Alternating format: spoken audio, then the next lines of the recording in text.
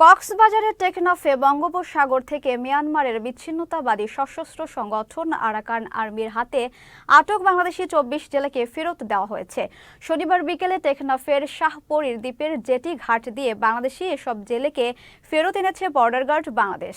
টেকনাফ ২ বিজিবির অধিনায়ক lieutenant colonel Ashikur Rahman বিষয়টি নিশ্চিত করেন। তিনি জানান, সেন্ট মার্টিন থেকে একটু দূরের এলাকা থেকে ধরে নিয়ে যাওয়া ২৪ বাংলাদেশি জেলেকে ফেরত দেওয়া হয়েছে। তাদের শাহপরী দ্বীপের জেটি ঘাট দিয়ে আনা হয়েছে। প্রাথমিকভাবে মেডিকেল টেস্ট করা হয়েছে, এরপর তাদের পরিবারের কাছে হস্তান্তর করা হবে। জানা গেছে, জেলেরা মাছ ধরতে ধরতে এক সময় ভুলবশত বাংলাদেশ মিয়ানমার সীমান্তের শূন্য লাইন অতিক্রম করে মিয়ানমারের জলসীমায় ঢুকে পড়ে। এ কারণে তাদের ধরে নিয়ে যায়। এটি নিয়ে জেলেদের সচেতন করা হচ্ছে।